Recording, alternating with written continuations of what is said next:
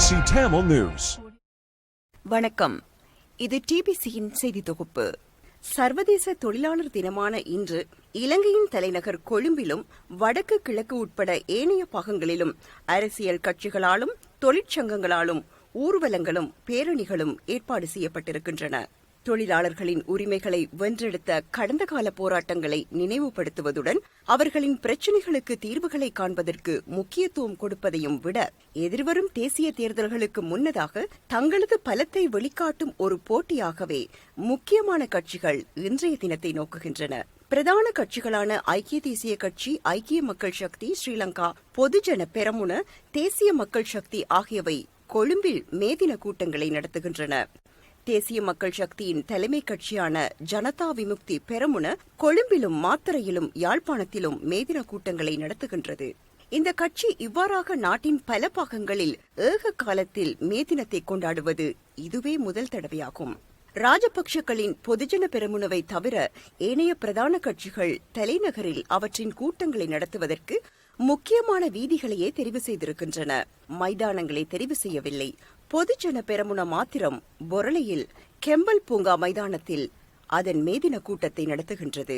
ஏனைய கட்சிகளினால் கொழும்பில் உள்ள பெரிய மைதானங்களை நிரப்பக்கூடியதாக மக்களை கொண்டுவர முடியாது என்பதால் அவை வீதிகளை தெரிவு செய்ய நிர்பந்திக்கப்பட்டதாகவும் தங்களால் பெரும் எண்ணிக்கையில் மக்களை அணிதிரட்ட முடியும் என்பதால் மைதானத்தை தெரிவு செய்ததாகவும் பொதுஜன பெரமுனவின் பொதுச் செயலாளர் சாகர காரியவசம் பெருமை பேசிக் கொண்டிருக்கின்றார். ராஜபக்சக்களை பொறுத்தவரை 2 வருடங்களுக்கு முன்னர் மக்கள் கிளர்ச்சியினால் அதிகாரத்திலிருந்து விரட்டப்பட்ட பிறகும் எதிர்வரும் தேசிய தேர்தல்களுக்கு முன்னதாக தங்களுக்கு மக்கள் ஆதரவு மீண்டும் அதிகரித்து வருகின்றது என்ற ஒரு தோற்றப்பாட்டை காண்பிக்க வேண்டிய நிர்பந்தம் ஏற்பட்டிருக்கின்றது. ஜனாதிபதி ரணில் விக்ரமசிங்கவை பொறுத்தவரையிலும் கூட ஜனாதிபதி தேர்தலில் போட்டியிடுவதற்கு தீர்மானிப்பதற்கு முன்னதாக தனது ஐக்கிய தேசிய கட்சிக்கு மீண்டும் மக்கள் ஆதரவு அதிகரித்து வருவதாக காட்ட வேண்டியிருக்கின்றது. ஐக்கிய தேசிய கட்சியின் பிரதி தலைவர் ருவான் விஜயவர்தன தங்களது மேதின மேடையில் வேறு பல கட்சிகளை சேர்ந்தவர்கள் ஏறவிருப்பதால் அரசியல் பூகம்பம் ஒன்று ஏற்படவிருப்பதாகவும் கூறியிருக்கின்றார். சஜித் பிரேமதாசவின் கட்சியைச் சேர்ந்த சில எம்பிக்கள் ஐக்கிய தேசிய கட்சியின் கூட்டத்தில் பங்கேற்பார் என்று அவர் எதிர்பார்க்கின்றார்.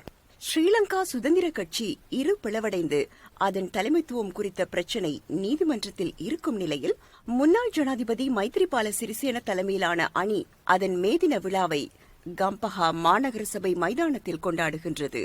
மலையக கட்சிகளும் தொழிற்சங்கங்களும் மலையகத்தின் நகரங்களில் மேதின பேரணிகளை நடத்துகின்றன. வேறு இடதுசாரி கட்சிகளும் குழுக்களும் சிறிய அளவில் அவற்றின் கூட்டங்களை நடத்துகின்றன. இலங்கை தமிழரசு கட்சி கிளிநொச்சியிலும் மட்டக்களப்பிலும் மேதினத்தை கொண்டாடுகின்றன. அந்த செய்தியோடு டிபிசியின் இன்றைய செய்திகள் நிறைவு பெறுகின்றன. மீண்டும் மற்றொரு செய்தி தொகுப்பில் சந்திக்கும் வரை வணக்கம்.